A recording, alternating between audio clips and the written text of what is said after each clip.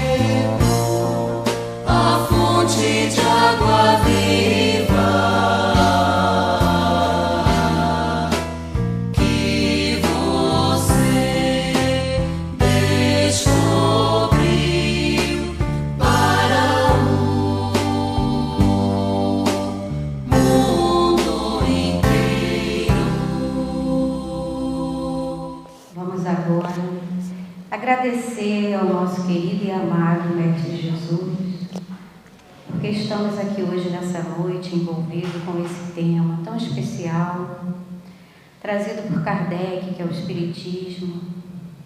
Agradecemos por toda a bênção, por toda a luz, por todo o amor que emana para todos nós.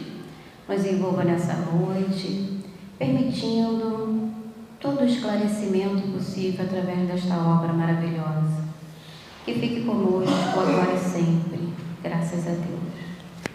Agora teremos um momento de arte e com o tema Espírita Sofre? Vamos assistir.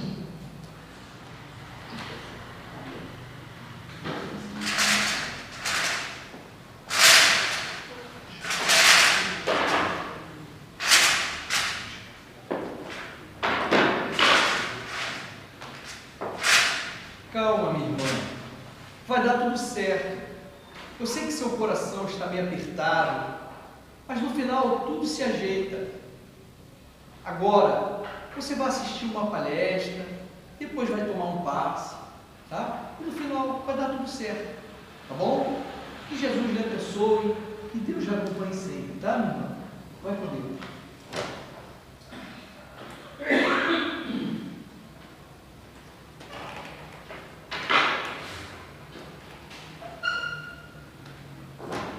Difícil, né? É. ainda tem muito sofrimento neste mundo. Só no mundo. Ainda bem que somos espíritas, né? E já sabemos que o sofrimento é assim, passageiro. Sim. Isso mesmo, as dificuldades podem vir, podem ser enormes. Tudo pode estar dando errado? Tudo pode estar dando errado. Mas nós já entendemos que somos uma gotinha no oceano, né? Claro. É por isso que o espírita sabe sofrer. Está tudo bem? Claro que está tudo bem. Eu sou espírita. Que bom. Eu estudo Kardec. Por que não estaria bem? Que bom. Mas sabe de uma coisa? Não está nada bem não, moça. Sério? Eu sei que tudo que acontece com a gente é temporário. Estamos aqui só de passagem. Mas, então... Por mais que eu saiba disso tudo, eu ainda sofro, guardo mágoas, tenho raiva. Calma, minha irmã. Olha, todos nós ainda temos sentimentos que não conseguimos controlar. Mas Kardec já dizia, reconhece o verdadeiro espírita pelo esforço que ele faz em tomar as suas más inclinações. Então, um pouquinho de cada vez. Entendi. Tenho que parar de querer tudo para ontem e acreditar mais em mim mesma. Sim, e não esquecendo o mais importante. O quê? De chamar o próximo na fila de atendimento fraterno? Não, amiga, de começar pelo começo. Mas foi o que eu disse. O começo da fila. Não, o começo. Estudar Kardec. Ah, claro.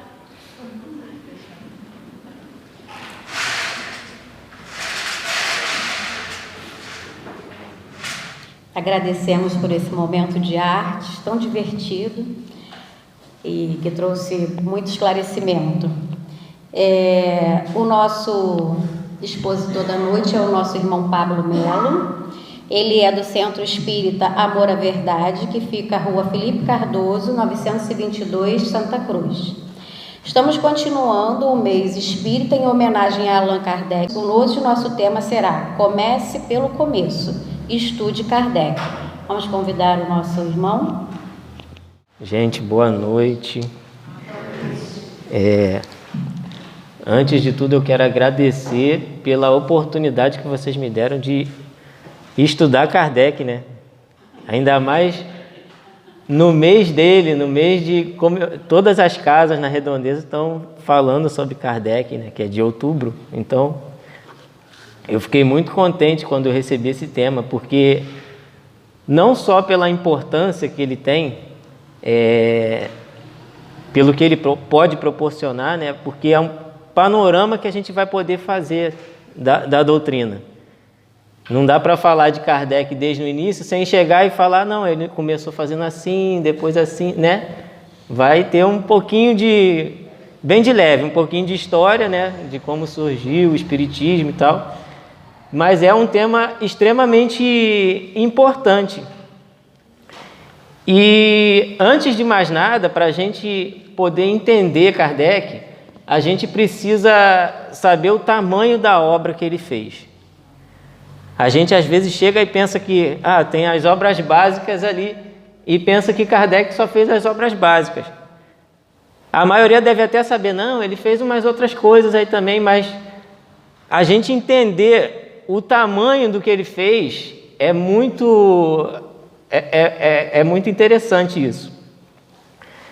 Em 18 de abril de 1857, ele lançou o Livro dos Espíritos, né? 1857. Ele desencarna em 1869, 12 anos depois. Nesse meio tempo, Kardec ficou de bobeira? Não, né?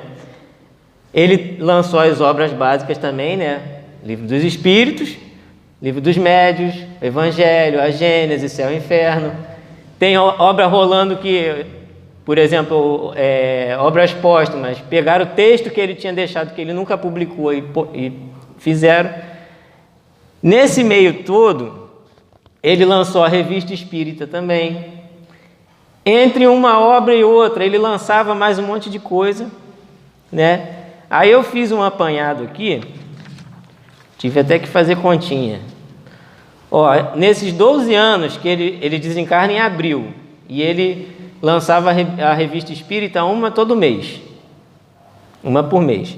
Então foram 11 anos completos e mais 4 meses que ele deixou de abril pronto. Então são 136 revistas que ele fez. Dentro dessas revistas, se a gente parar para ir lendo, ele dá os spoilers todos das obras básicas. Você vai parar para estudar a Revista Espírita e vai estar assim, isso aqui está escrito lá na Gênese. Isso aqui está escrito lá no Livro dos Médiuns. E é assim mesmo. Mas também tem um monte de coisa que não está escrito em obra nenhuma. Por isso que a Revista Espírita é muito importante. Então foram 136 revistas. 5 obras básicas e mais 6 livros soltos assim, né? Tem o que é o Espiritismo, orientação às práticas mediúnicas, tem um monte de outros livros que ele foi lançando. O total foi 147. Ele tem 147 publicações em 12 anos. Eu estava pensando assim, se eu pegar um livro de física para estudar, terminei de ler ele, já sei física? Não sei. Kardec tem 147 publicações para a gente ler. E hoje em dia está muito mais fácil porque você consegue, quem não gosta de ler, consegue ouvir isso aí tudo.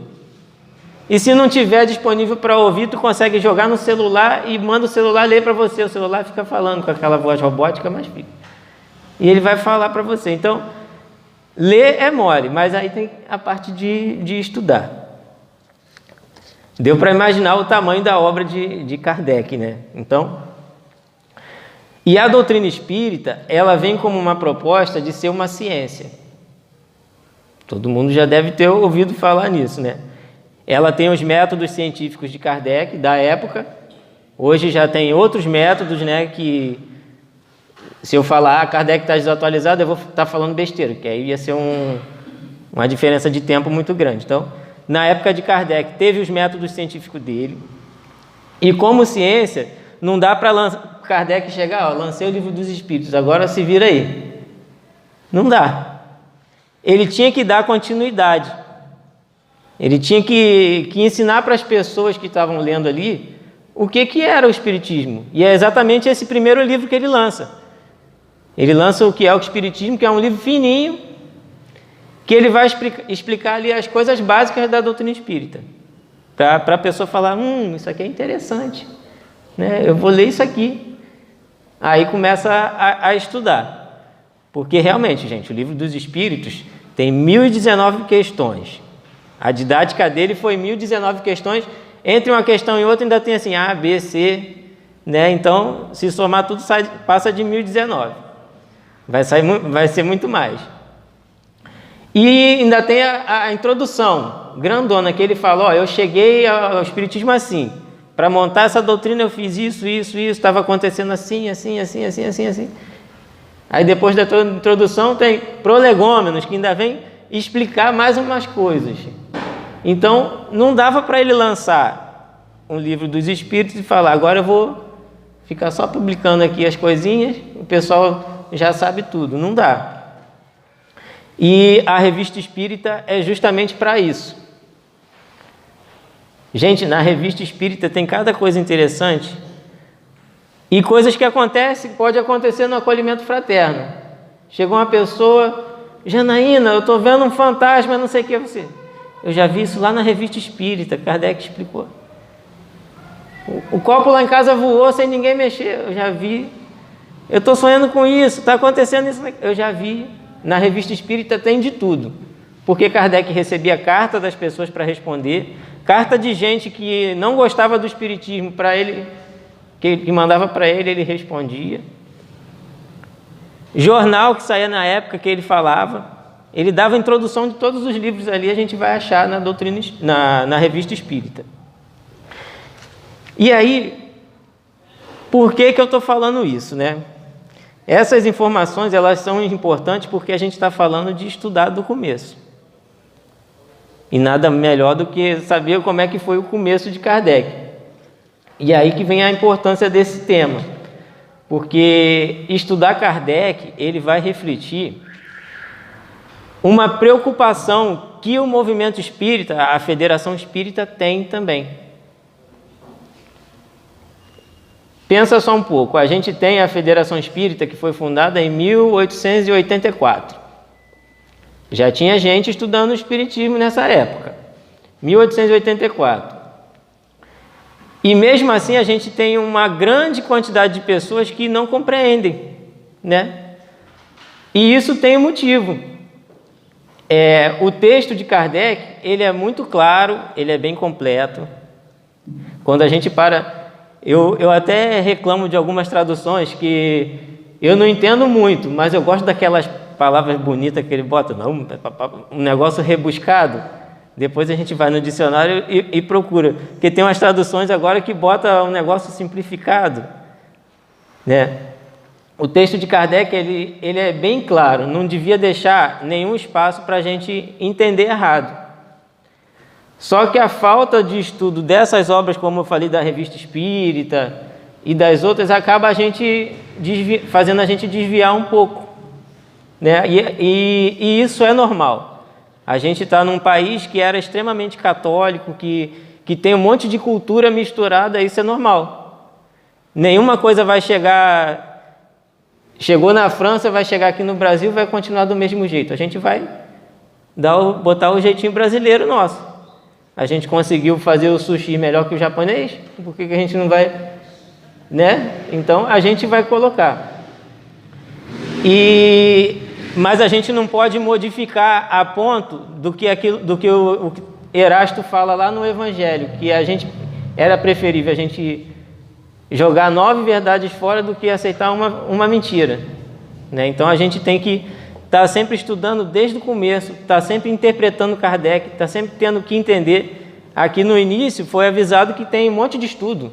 Eu estava contando, eu falei, vai parar de contar, tem ERG, tem Mocidade, tem um monte de coisa que a gente pode vir estudar. Tem até online para quem não quiser vir, não puder vir, às vezes a pessoa está doente.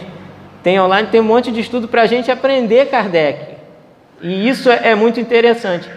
E aí eu vou abrir um parênteses aqui. Deixa eu dar uma bebida aqui. Teve um estudo que saiu em 2021 que se chama PIRLS. Não sei falar inglês, então é PIRLS. Saiu em 2021 esse estudo. Que ele mede a capacidade de leitura e interpretação dos estudantes até o 4º ano. Ele vai medir isso. Os resultados, eles foram divulgados agora há pouco tempo. Ele vai avaliar a capacidade que as crianças têm de compreender um texto, de interpretar, de saber fazer a crítica, né? Ele vai fazer isso. E o Brasil ficou em 39º lugar. Quando eu li, falei, o Brasil ficou bem. Só que são 43 países só que participaram. O Brasil ficou na frente de 4 só. E mesmo assim, a média sendo 500, o Brasil ficou com 419. Até o Uzbequistão, aqueles que estão lá da frente, ficaram na frente do Brasil. Um monte de país que realmente a gente sabe que poderia ficar para trás mesmo, ficaram na frente do Brasil. E isso é preocupante, porque a gente está falando aqui de estudar, né? A gente está falando de interpretar. Ontem eu ia usar um vídeo aqui, eu falei, não vou usar isso não. Tem um meme na internet que o repórter, não sei de qual emissora, vai entrevistar um senhor. Você vê que o senhor é bem simples e tal, mas ele estava tentando ali divulgar a Bíblia, o Evangelho para as pessoas. E ele estava num conflito existencial porque ele saiu com a esposa do amigo. Aí ele, não, eu saí porque está na Bíblia aqui, ela veio me procurar, ela me mostrou, eu saí com ela. Porque ele leu lá, aquele que sai com a esposa do outro e adultera, e adúltera, ele entendeu que era adulterar, no texto estava assim, aquele que sai e adultera é pecado e tal, alguma coisa assim. Ele entendeu, aquele que sai com a esposa do outro e adultera, está de boa. Ele entendeu tudo errado por causa de uma vírgula. Então é importante a gente saber interpretar as coisas, né?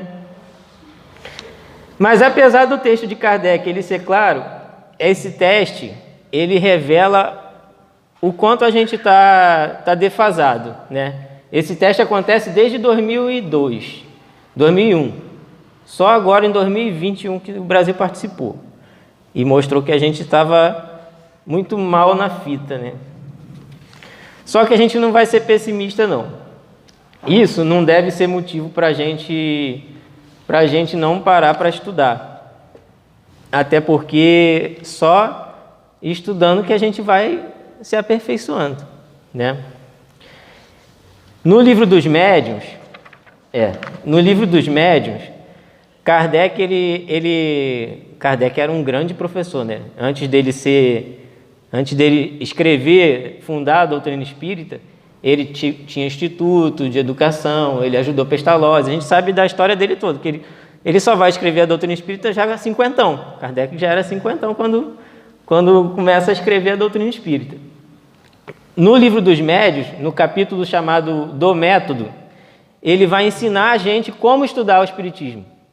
Ele já deixou isso pronto. E ele fala assim, está lá no item 35. Aos que quiserem adquirir essas noções preliminares para a leitura das nossas obras, aconselhamos que as leiam nessa ordem. Kardec já me deu o tema todo, comece do começo. Kardec já me deu aqui. Primeiro, o que é o Espiritismo, que é o livrinho pequeno, ele fala assim, essa brochura de 100 de páginas, realmente é pequenininho, contém sumária exposição dos princípios da doutrina espírita. Percebe o objetivo e pode julgar do seu alcance, aqueles que estudam, né? Cadê?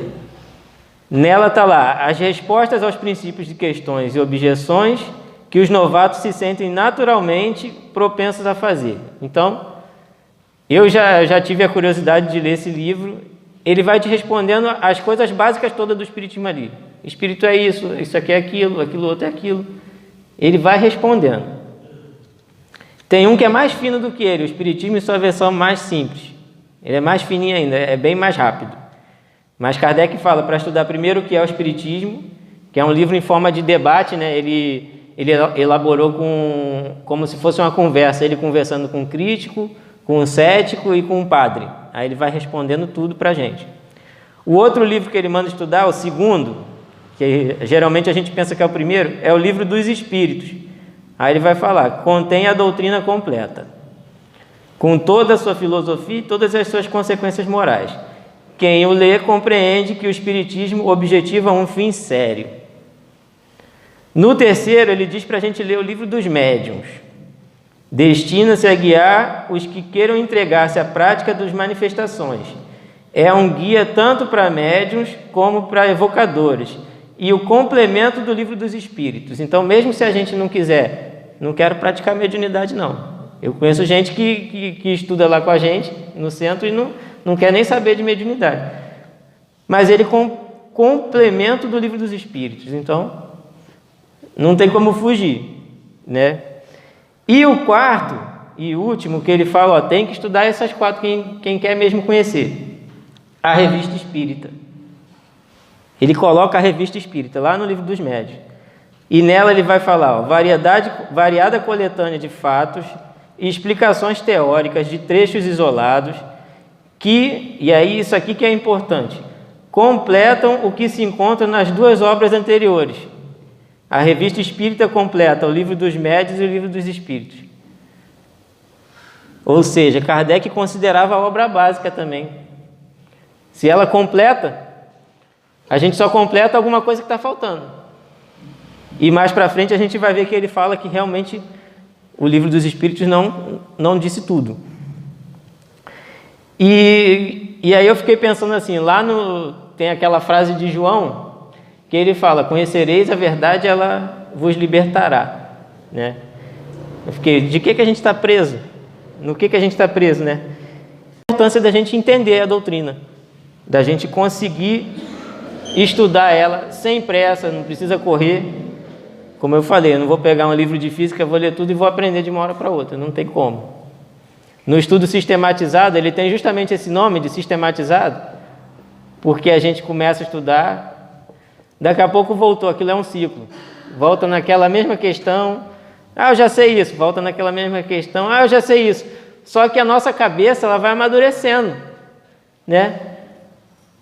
O que eu sou hoje, amanhã depois que eu estudar, que eu ver televisão, que eu ver tudo, eu já acrescentei um monte de coisa na minha cabeça aqui que já vai mudar a minha interpretação de alguma coisa. Imagina um estudo sistematizado, a gente rodando. Ainda agora eu estava falando com o Alexandre de uma pessoa, da Heloísa Helena, que era presidente do centro, quando eu morei em Campo Grande eu estava frequentando. Ela já era presidente, ela morreu já idosa, ela era presidente desde os 20 anos. E desde os 20 anos ela fazia o ESD. Quantas vezes ela não deu esse giro? E todas as vezes, eu garanto que todas as vezes que ela passou, a interpretação já foi outra. Porque a gente muda, né? A gente muda. O nosso corpo está constantemente mudando, imagina o nosso espírito. Então, todo mundo aqui que frequenta uma casa espírita, em algum momento vai acabar sendo, e aí a importância da divulgação, em algum momento nós somos os divulgadores da doutrina, né? Com certeza, um pouco de conhecimento da doutrina não vai atrapalhar ninguém. Eu lembro uma vez que eu estava logo no iniciozinho estudando o Espiritismo, um rapaz veio, Pablo, meu cachorro morreu, já tem uma semana, mas eu continuo vendo ele lá em casa. Eu ia responder o que para ele? Vai lá para o estudo sistematizado para saber disso. Não dá. Naquela hora, o que eu respondesse para ele, eu ia estar sendo o divulgador da doutrina espírita, porque ele me perguntou porque ele sabia que eu era espírita. E esse conhecimento a gente não vai adquirir só vindo na palestra, né? E isso era uma pergunta simples. Imagina uma coisa complicada. Uma pessoa chegar para você e falar, eu acordei de madrugada, tinha um vulto lá no quarto falando que ia me matar. Você vai falar o quê? Vai lá para a palestra, vai lá conversar no acolhimento fraterno. E se a pessoa só confia em você para falar isso? Tem isso também. Você vai ser o divulgador ali naquela hora. E a gente conhece pessoas que falam mesmo sem saber, né? Então, a gente vai acabar divulgando errado se a gente não souber. Então, a gente aqui, todo mundo tem potencial para ser trabalhador. Todo mundo aqui consegue um dia ser um divulgador da doutrina. Eu garanto, em qualquer centro que eu passar e fizer essa pergunta, vai ter gente que, eu cheguei no centro para ser acolhido, para ser consolado, depois comecei a estudar e agora é trabalhador. Não tem uma casa espírita que não tenha alguém que chegou para assistir palestra e depois virou trabalhador, por causa do acolhimento que teve. Eu, quando eu cheguei aqui, me beijaram, me deram papel para assinar, me paparicaram para caramba, eu falei, estou me sentindo artista. Né? Me beijaram, assinaram papel, me abraçaram, eu falei, caramba. Então aqui todo mundo tem esse potencial de divulgar a doutrina. Todo mundo pode ser um dia trabalhador. E a grandeza da doutrina está justamente nisso. Né? Para a doutrina não faz diferença se o camarada que está aqui na frente, que é o diretor da casa ou o presidente da casa, num outro dia que você chegar, ele vai estar varrendo o chão ali, vai estar limpando o banheiro. A pessoa que estiver na recepção vai estar no outro dia fazendo uma palestra aqui. Para o espiritismo não faz diferença isso. Para a doutrina espírita não faz diferença. Só que aí tem o pré-requisito. Tem que estudar. Senão, como é que você vai ser um bom acolhedor, um bom recepcionista ali na frente, um palestrante que saiba falar o que estudou. Como é que você vai ser isso se você não estudou nada, né? Esse é o único pré-requisito. E eu fico pensando assim, a gente já às vezes faz as coisas com má vontade e sai boa. Imagina se a gente fizer com boa vontade, né? Tem coisa que a gente faz na má vontade e sai o negócio certinho ali. Imagina se for na boa vontade. Então, o que falta na casa espírita não é tarefa, né? Não falta tarefa dentro de uma casa espírita. Ai, que susto, pensei que ela já estava vindo para cá. Mas por que a gente precisa estudar desde o início, né? Pensa só, o espiritismo, ele começou lá na França, beleza. Para qualquer lugar do mundo que alguma coisa que vem de fora chegue, o que a gente faz? A gente mistura. E isso é normal. Não é uma crítica que eu estou fazendo, não. O Brasil, há 2 séculos atrás, era mais ainda, extremamente católico. Tinha as religiões afro, tinha os indígenas, tinha uma mistureba, gente de outras culturas, né, que foram chegando. Olha a quantidade de cultura, de religiosidade que tinha. Aí vem o espiritismo, a gente achar que o espiritismo ficou igualzinho Kardec fez. Não. Não ficou, não. As bases a gente tem que tentar manter. Mas a forma de fazer ficou totalmente, foi diferenciando, foi modificando. Isso vai acontecer se for no Japão ou se for em qualquer lugar. Até as comunicações são diferentes. No Brasil é até normal a gente escutar das pessoas, caramba, um médium chegou, ali na frente tem um espírito de um índio que fica tomando conta ali na frente. Caramba, na reunião mediúnica o mentor estava de turbante, com uma pedra. É tudo de outra religião, porque é tudo misturado. No Brasil essa mistura, tem essa mistura. A ponto de... Eu estava vendo na palestra, as pessoas que estudam sociologia, eles falam de espiritismo à brasileira. E o país mais espírita que tem é o nosso. Mesmo sendo 2% da população, é o nosso. E do mundo é 0,0001, 0,2%. É pouquinho. E mesmo assim, se for perguntar quem é o que fundou o centro lá no Japão, foi um brasileiro. Né? Ainda tem isso. Aí leva o espiritismo brasileiro para todos os lugares. E aí tem esse aspecto muito religioso no espiritismo. No Brasil, esse aspecto ganhou foi terra fértil ali, brotou esse lado religioso, né? O pessoal no início, a água benta virou água fluidificada, né? E o confessionário virou acolhimento. O obsessor vai mudando, né? A gente sabe que não é isso, mas por bom tempo isso aí ficou sendo entendido desse jeito. E essa perninha do religioso cresceu muito. E aí, por causa daquele problema lá que a gente tem de interpretação, a perninha do científico não ficou tanto. Quantos cientistas você conhece?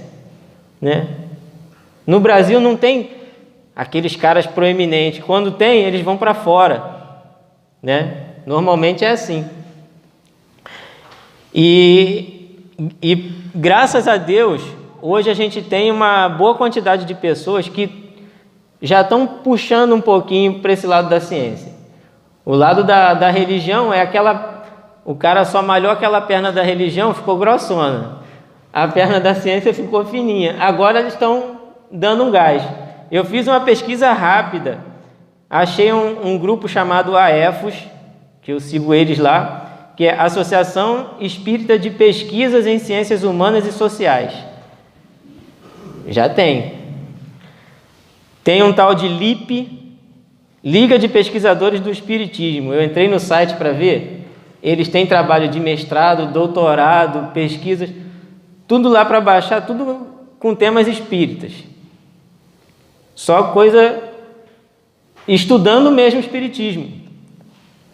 Tem o NUPES, que é o Núcleo de Pesquisa em Espiritualidade e Saúde da Universidade Federal de Juiz de Fora, né? E tem trabalhos individuais também. Teve um livro que foi lançado agora, A Ciência da Vida Após a Morte. Foi até no congresso que teve do CERJ agora, do Alexandre Moreira. Ele botou provas científicas da vida após a morte, com os métodos científicos, com tudo direitinho. Então, ninguém pode chegar igual antigamente chegava, ninguém nunca voltou para contar. Já me perguntaram isso, eu falei aqui, ó, céu e inferno, dei o céu e inferno, mas Kardec não mostra ali as pesquisas que ele fez, né? Nesse aí, o Alexandre, ele mostra, ó, pesquisei assim, fiz assim, usei o método tal, um trabalho mesmo de... E essa mesma Universidade Federal de Juiz de Fora, eles têm o Museu Allan Kardec Online, Museu ACOL, acol.com.br. Lá, eles agora estão descobrindo um acervo muito grande de manuscrito de Kardec. E eles estão fazendo um trabalho imenso de traduzir aquilo. Você consegue ver a letra de Kardec lá. A carta mais antiga que eu achei foi Kardec chavecando Amélie Boudet. A primeira cartinha que ele mandou para Amélie, em 1900 e pouquinho. 1800 e pouquinho. A primeira cartinha ele falando, eu fiquei assim, tem lá na letra dele. Então, existe um trabalho científico agora muito grande. E isso é muito bom, porque a gente precisa engrossar as duas pernas. O religioso, não tenho nada contra o religioso, tem que ter, e o científico. Porque Kardec mesmo começa falando que é ciência. No início, Kardec fala assim, é só ciência e filosofia de consequências morais. No último texto dele, na última revista espírita, ele já fala que é uma religião também. Então, o próprio Allan Kardec transitou, a gente também precisa transitar. Se eu ficar só no religioso, quando eu chegar e falar, não, agora é hora de tomar água fluidificada. Fluido, na época de Kardec, não tem mais nada a ver com fluido de agora, a ciência já mudou tudo. E se a gente ficar falando isso aqui para gente que chega e sabe o que é, os caras são tudo fanáticos, olha lá. Estão falando um monte de besteira. Passe magnético, eu vou tomar um passe magnético. Quem não conhece pode pensar, ele vai vir com um monte de imã, um monte de coisa. O magnético da época de Kardec é outra coisa agora, não tem mais nada a ver. Por isso que a gente tem que acompanhar a ciência. E é o próprio Kardec que fala isso. Primeiro ele diz assim na Revista Espírita, de 1865, fevereiro. O Espiritismo está longe de ter dito a última palavra quanto às suas consequências, mas é inabalável em sua base, porque esta base se assenta sobre fatos. E depois, na outra Revista Espírita, de 68, ele vai falar, o programa da doutrina não será, pois, invariável, senão sobre os princípios passados ao estado de verdades constatadas, só o que for constatado mesmo que ele colocava na doutrina. Para outros ele não os admitirá, como sempre fez, senão a título de hipótese até a confirmação. E aqui o que eu achei mais importante que Kardec fala, se lhe for demonstrado que ela está no erro sobre um ponto, ela se modificará nesse ponto. A doutrina espírita que tem que acompanhar a ciência. E eu já vi um monte de palestrante falando, a ciência ainda não consegue comprovar isso aqui. Isso é antidoutrinário. Porque Kardec diz que a gente tem que acompanhar a ciência. Não é a ciência que tem que acompanhar a gente. Kardec fala, se ela provar que está errado nesse ponto, modifica. E aí, se a gente for pensar nas bases, né? Porque Kardec coloca lá as bases do Espiritismo. Vamos ver, de cabeça eu já decorei, não vou perguntar para vocês não. A existência de Deus, os princípios básicos, a imortalidade da alma, a pluralidade das existências, a pluralidade dos mundos habitados e a comunicabilidade. Ele assentou o Espiritismo sobre essas bases. Lá na nossa casa, a gente derrubou 3 salas para fazer outras 3 salas. Olha que perda de tempo. Né? A pessoa vai, derrubou 3 para fazer 3, só que a gente derrubou que a gente queria fazer laje. Aí o pedreiro falou assim, aqui no centro não dá para fazer não, porque essas bases aqui, não, a tal da sapata, né, o alicerce não está bom não vai aguentar uma laje. A gente teve que derrubar tudo para fazer de novo. O Espiritismo está sobre bases firmes. Kardec diz isso, Kardec fala, está sobre base firme. O que muda é o que a gente construiu em cima. Kardec, ele falou as coisas 2 séculos atrás. Depois de 2 séculos, o que já aconteceu? Hoje a gente consegue olhar a pessoa por dentro. Não é nem mais raio-x, raio-x já é do passado. Pede uma ressonância, tu consegue ver tudo que está acontecendo ali dentro. Há pouco tempo lançaram um telescópio, James Webb, consegue ver trilhões de quilômetros de anos-luz no que está acontecendo, quase descobrindo como é que foi que começou tudo, né? A gente consegue aumentar em mais de 1 milhão de vezes no microscópio um negocinho que a gente não enxerga. Na época de Kardec não tinha nem luz elétrica. Ele escreveu na luz de vela. Aí a gente pensar que Kardec deixou tudo já pronto, ele deixou as bases. As bases ali, o começo de tudo ali, as bases estão firmes. Dá para a gente construir um apartamento ali em cima, um prédio inteiro. Mas como a gente vai construindo, isso aí vai se modificando. Não tinha um monte de coisa que tem agora. Kardec, se fosse agora, ele ia fazer um canal no YouTube, né? Ele não ia fazer revista espírita. Ele ia lançar um canal cheio de seguidor, né? Ele ia fazer isso. E como princípio eles não vão mudar, né? O importante é a gente saber disso. Como princípio eles não vão mudar. E por isso Kardec não era nem um grande, era um gigante, né? Ele quando funda a doutrina espírita, ele deixa aberto falando que o livro dos espíritos não está acabado. Isso aí é característica do que a gente chama em filosofia do livre pensador, né? O livre pensar. A gente chegar às conclusões pela nossa avaliação. Não porque eu estou falando aqui na frente, vocês têm que acreditar. Eu falei alguma coisa aqui, pesquisa lá, fala depois para Alexandre me falar que eu errei, né? E ele fala assim, ó, na Gênesis, logo no iniciozinho, no capítulo 1, caminhando de par com o progresso, o espiritismo jamais será ultrapassado. Kardec era confiante, porque ele sabia o que ele estava fazendo. Porque se novas descobertas lhe demonstrarem estar em erro acerca de um ponto qualquer, ele se modifica nesse ponto. Se uma verdade nova se revelar, ele a aceitará. Kardec está assim, nem ligo, as bases estão ali. E ele deixa para a gente a responsabilidade de pesquisar. Por isso que ele deixou 147 obras. E no discurso do Flammarion, quando Kardec desencarna, ele já tinha outra obra que ele estava preparando sobre magnetismo que não deu tempo de lançar. E nesses manuscritos aí, muita coisa se perdeu na França, que o que chegou deve ser uns 10%. Tem um monte de originais de livros, isso aí se perdeu. Tem um monte de coisa que Kardec escreveu que não chegou a lançar. Eu fico imaginando o tamanho. Só sobre mediunidade, ele, quando lança o livro dos médios, 4 anos depois ele morre. Então, só sobre mediunidade ele não teve tempo de pesquisar tanto. Imagina se ele continuasse mais uns 10 anos vivo. Aí ia ser muito bom. Então, Kardec, ele sabia que a gente tinha que ir do começo. Ele já deixou tudo pronto. E ele preparou isso tudo porque ele era um livre pensador. Então, a gente vai encontrar espírita que estuda muito, e a gente vai encontrar espírita religioso, a gente vai encontrar espírita... A gente vai encontrar de tudo. Mas as bases têm que estar ali, né? As bases a gente não pode perder. E naquelas bases, eu não tenho como acreditar em Deus sem acreditar na criação de Deus. Então, uma coisa vai puxando a outra. Existência de Deus e imortalidade da alma. Eu não tenho como acreditar na imortalidade da alma e falar, só vim aqui uma vez, só acabou. Eu tenho que acreditar na pluralidade das existências. Eu não resolvi tudo só como Pablo. Alexandre não resolveu. Ninguém resolveu tudo só como vocês são. A gente precisa voltar outras vezes, né?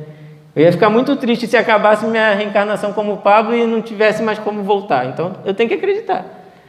E se eu tenho que voltar, imagina quantas pessoas já não tem que voltar, e Jesus fala que o Pai está sempre criando. Eu tenho que acreditar na pluralidade dos mundos habitados também. E como veio um monte de gente desencarnada, o próprio Espírito se manifesta e fala, nós somos espíritos e tal. Comunicabilidade. Uma coisa vai puxando a outra. Ele não tem como sair de um. Por isso que ele é tão assertivo quando ele fala das bases. E da gente começar do começo. Kardec já deixou a dica lá. Então, a importância da gente começar do começo. A gente vai saber quando alguém fala, eu fiz para dar passe, eu fiquei lá balançando assim. Eu fiquei tocando um negocinho para dar passe. Eu vou falar, isso aí não está em Kardec não. Eu vou saber que não está.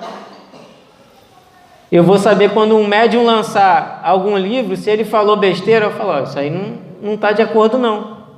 Eu estava vendo uma discussão outro dia, o rapaz falando de André Luiz.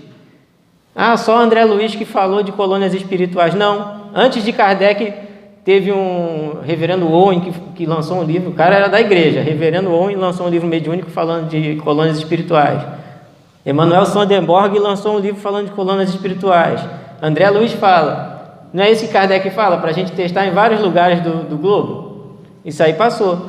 Mas tem coisas que um espírito falou, a gente passa a estudar como verdade. Se a gente não tem as bases, a gente vai derrapar. Quando subir aquele alicerce ali, vai olhar, aquela parede está toda torta. Né? Kardec era livre pensador. Kardec mandava a gente exatamente fazer isso. Então nós somos livres no pensamento. Por isso a gente usa a nossa razão como forma de chegar aonde a gente quer chegar ao conhecimento. Nós somos livres na consciência. Eu só tenho que acreditar naquilo, não que a pessoa me falou, mas naquilo que eu cheguei à minha conclusão com a minha experiência. No início aqui eu estava falando das experiências, né? Cada um tem a sua. E nós somos livres no agir. Kardec prezava essas 3 liberdades, que quando ele fala do livre-arbítrio, eu só exerço a minha vontade para agir de acordo com a minha consciência.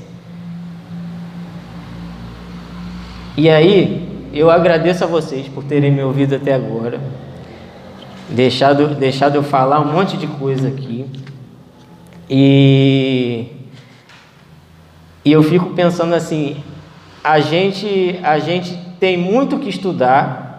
A gente vai ter sempre muito que estudar, não vai acabar, porque essas bases aí, eu não sei a grossura do alicerce que Kardec fez, mas eu sei que vai dar para construir muito, muito lá para cima.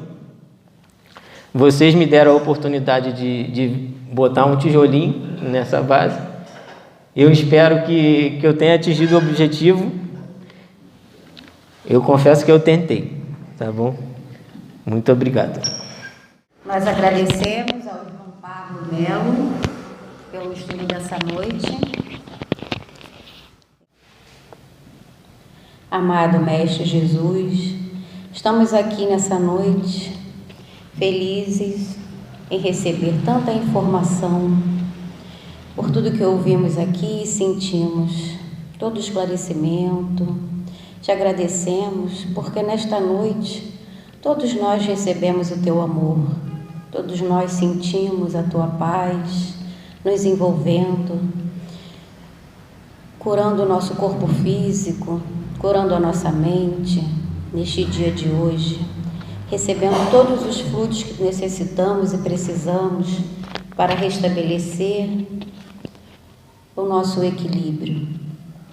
Agradecemos a Deus, Pai de infinita misericórdia, pela oportunidade bendita da reencarnação, porque estamos aqui contigo. Pedimos que nos acompanhe e leve-nos todo esse amor, toda essa vibração para nossos lares, que todos possam receber esses fluidos benfazejos. Que assim seja, graças a Deus. Agradecemos a todos que vieram esta noite, que possamos nos reencontrar aqui novamente na próxima sexta-feira. Boa noite, vamos em paz.